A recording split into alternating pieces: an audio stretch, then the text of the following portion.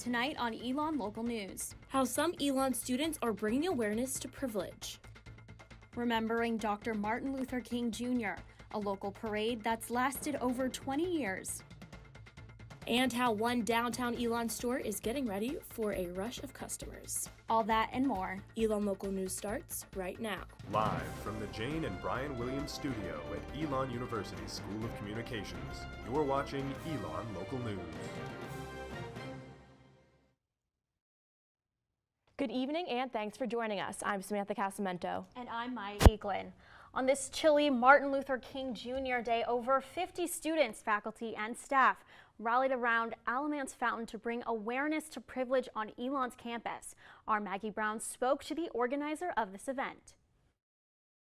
Junior Kinsley Kuhn decided to start the event Privilege Check after presenting to her core capstone class about wealth inequality on campus and the lack of economic mobility after graduating from Elon.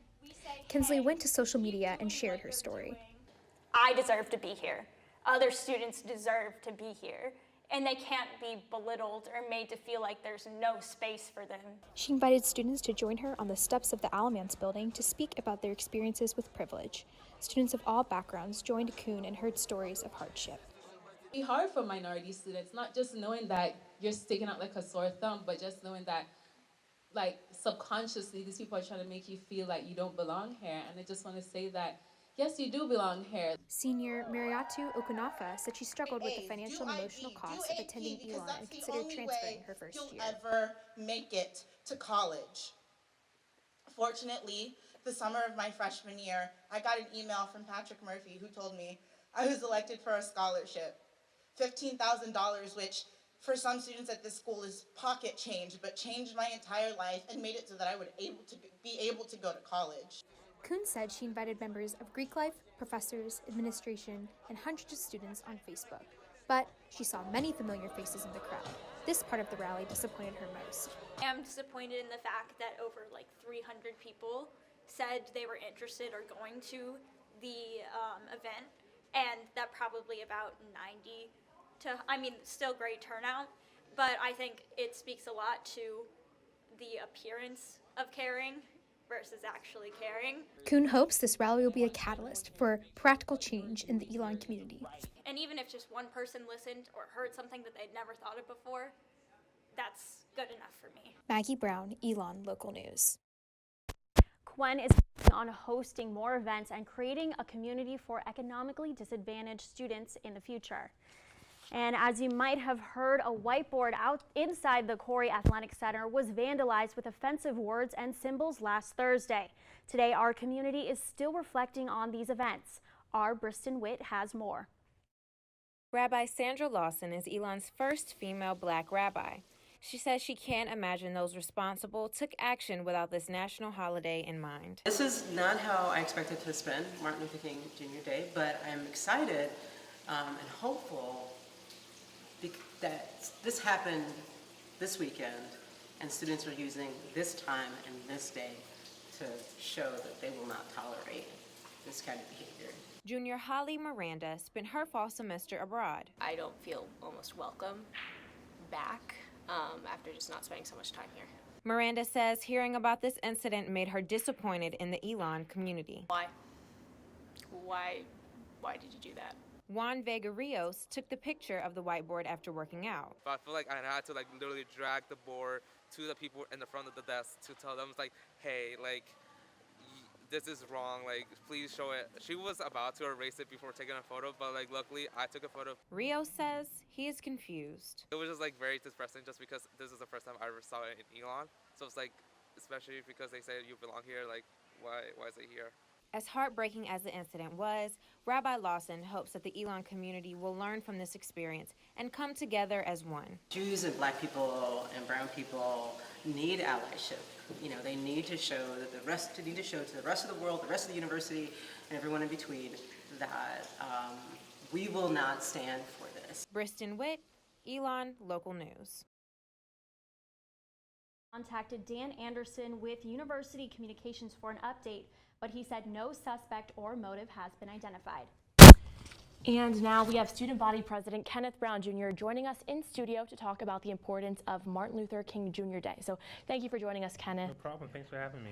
So our first question, in the light of the situation this past Thursday, why is it necessary for Elon students to observe and reflect on Martin Luther King Jr. Day? Yeah, I think it's necessary for them to observe and reflect on this day because one of Dr. King's legacy and the legacy of other civil rights leaders, they left a legacy of people taking hold of a movement, people coming and being a part of some transformative change and making sure that this movement is theirs as well. And his quote that's been said a lot today, that when that injustice anywhere is a threat to justice everywhere, and that what affects one person directly affects us all indirectly, understanding that this thing, that life, that acting for change is bigger than us. And we have to understand that if we want to make some pretty big change, we need to be able to step outside of ourselves and to put ourselves in the position of others who are in minority communities, who come from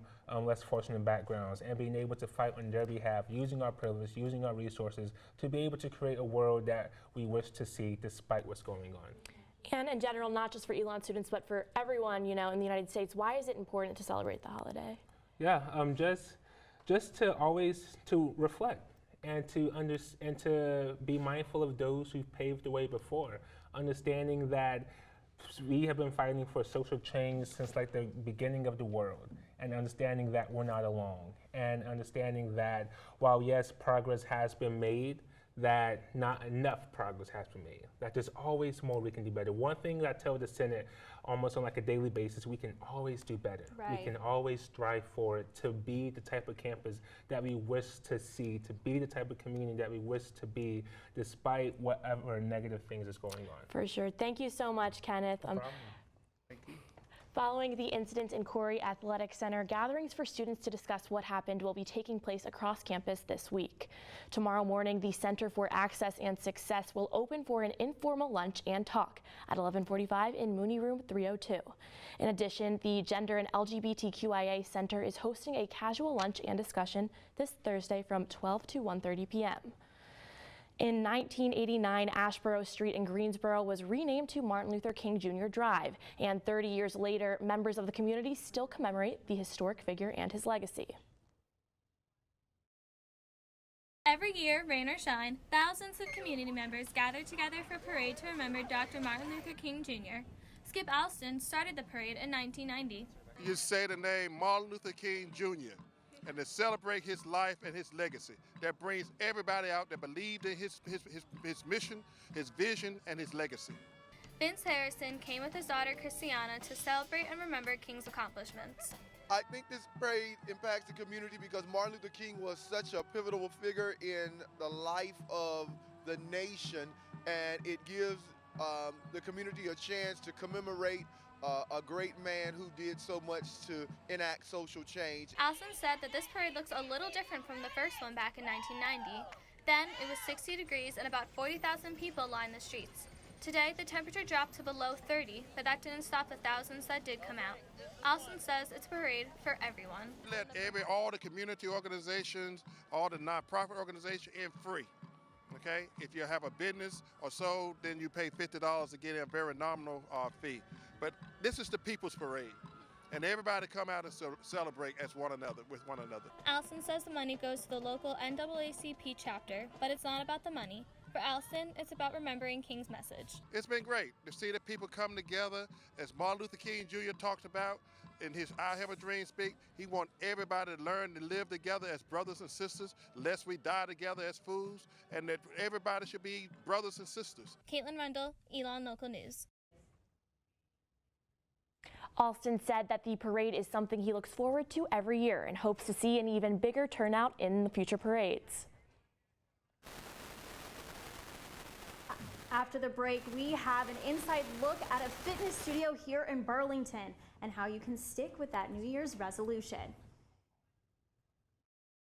Driving back home for Fake Break, I'll have all the gas prices you need to know after the break. But before we go to break, hear what Martin Luther King Jr. Day means to some Elon students. A day to really remember about a person who really created change and really incited a whole movement and really changed this world. So it's really a moment for every race and every minority group to kind of get together and remember that someone great existed in our country's history, and that at one point in time someone really gave everything so that we could all live together in harmony. Really recognize and celebrate someone that did a lot for a group that was marginalized, and kind of celebrate groups that are marginalized. I don't think it just has to do with African Americans. I think, now we've kind of brought into the LGBTQ community.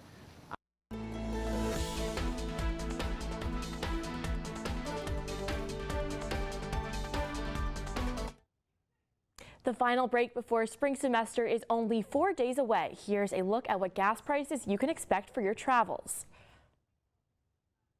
Fake break is quickly approaching, and Elon students are getting ready to hit the road. Students who are driving may want to cross state lines before filling up their gas tanks. For those driving up north, the cheapest gas is in Virginia at an average price of $2.05.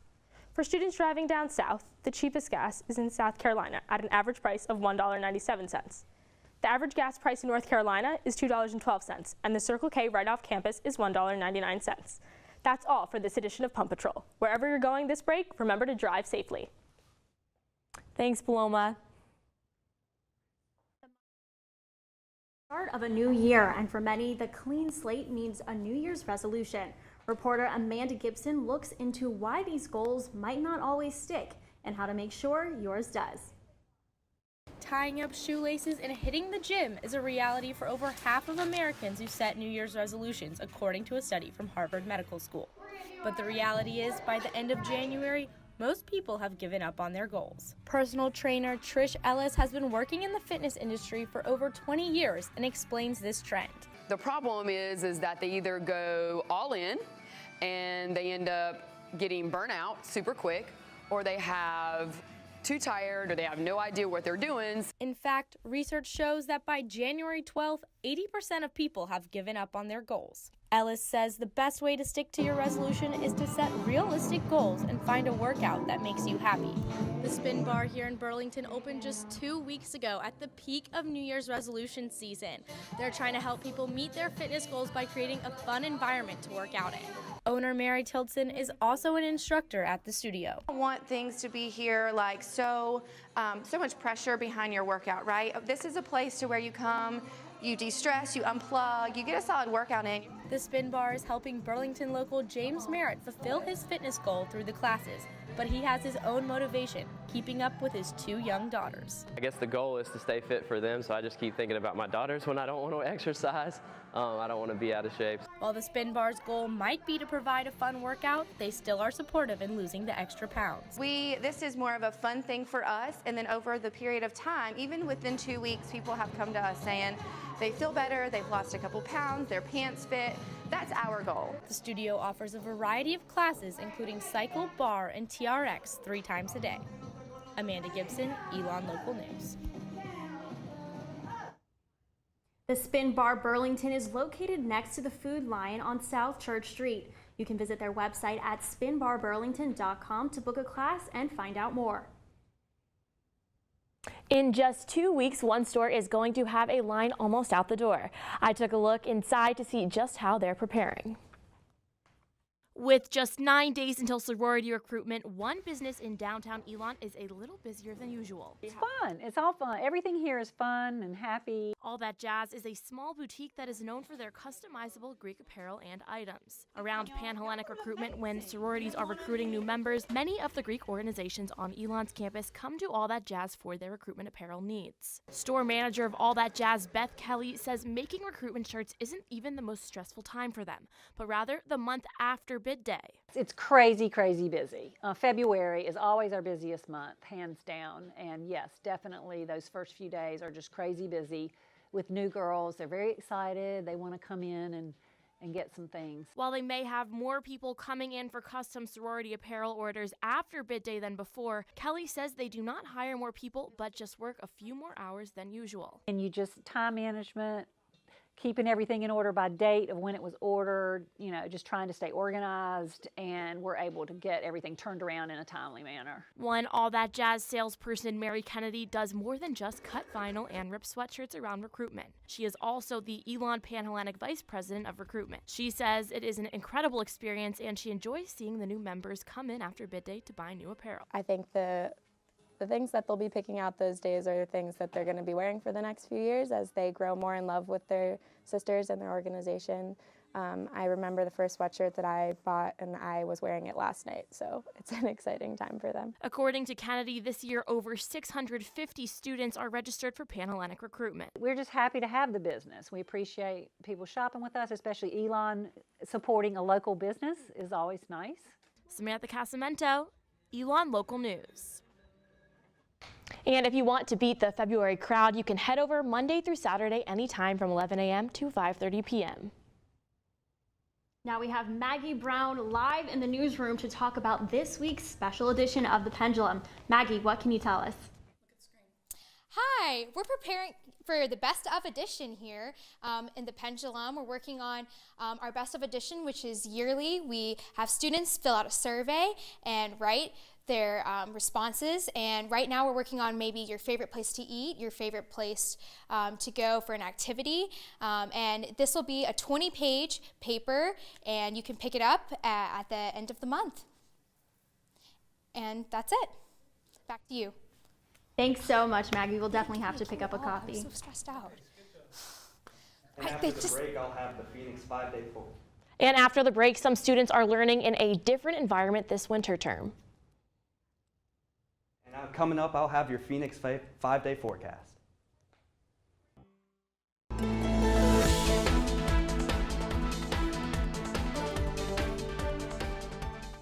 While you might be stuck inside during your winter term class, other students are spending their time outside. Our Carly Thomas has more. When people think of going to class, they think of sitting at a desk, reading textbooks, and listening to lectures. One professor found a way to teach without any of that. Elon professor Tony Mayer started the Living Well in Winter class to incorporate health and fun activities in the wintertime. We've been talking a lot about lifestyle choices that make us feel good and some that don't make us feel good, and how we navigate that in college. Elon sophomore Kirsten Boykert said they have done activities from hiking, canoeing, camping, and pottery, and much more in just these 3 weeks. A study published in the U.S. National Library of Medicine found that spending time outdoors and close to the environment has been associated with lower stress levels and reduced depression and anxiety. So it has a lot to do with us being outside and just doing things that promote our mental health and our mental health awareness, I think. Although most people normally don't go canoeing in the winter, the students aren't letting the cold stop them. They're ready to strap up and hit the water. Boykert says although it's cold, having friends by your side makes it easier and more enjoyable. You know, it makes it better to have friends there, egging you on if it's cold, or providing a shoulder for support. With only a few classes left, Mayer hopes to continue the class next winter term. We need to do more experiential activities, and being physical, being outdoors, working with your hands is really important. And most young people, I find, really crave that and don't get enough. Carly Thomas, Elon Local News. Mayor recommends to go outside whenever possible. Thanks, Maya. It was pretty chilly today. Currently it's 27 outside. It's going to dip to 18 tonight. Looking at the Phoenix 5-day forecast, tomorrow it's going to get up to 41, so a little warmer than today. Then Wednesday, the temperature is going to jump to 57 degrees. Wednesday night into Thursday morning, we're going to have some rain, less than an inch though. And then on Thursday, if you're traveling home after finals, should be pretty good weather. It's going to be partly cloudy. It's going to get up to 59 degrees. Then heading into the weekend, it's going to dip down to the low 40s. That's all the weather I have. Back to you guys at the desk. It's been so cold, but thank you for that update, Michael. And I will have a sports update when we get back. Stay tuned.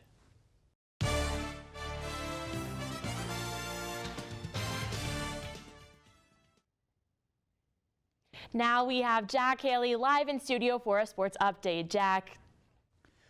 I sat down with Tyler Sebring today to talk about the legacy he wants to live at Elon. Last year at Elon University, men's basketball forward Tyler Sebring is looking to make a lasting impact both on and off the court. You know, our roles as seniors has changed a lot, so this year has been a lot of focus on teaching and trying to pass down a lot of things, you know, I've learned throughout my time here, and trying to keep that progress going with the young guys. And that hard work has paid off. This past Saturday, he moved into the top 10 all-time in scoring for Elon during the team's win over William & Mary. You can't help but be around him and watch him and be drawn to the fact that if you work, you have a chance to be successful. When Sebring's not here in Char Center perfecting his game, you can find him in the library helping others perfect their writing.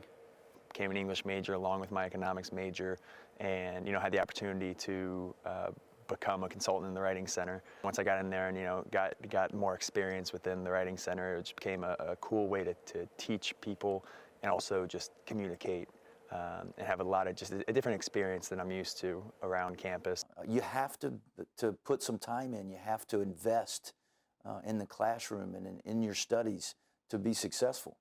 And Tyler's certainly done that. Sebring has also taken on a writing conquest of his own, a blog named Just for the Record. I wasn't sure if anyone was going to enjoy it, but for me, it was just about getting out there and having, you know, a little memento to my time here. As for after Elon, after school, I'd like to keep playing professionally. Jack Haley, Elon Local News.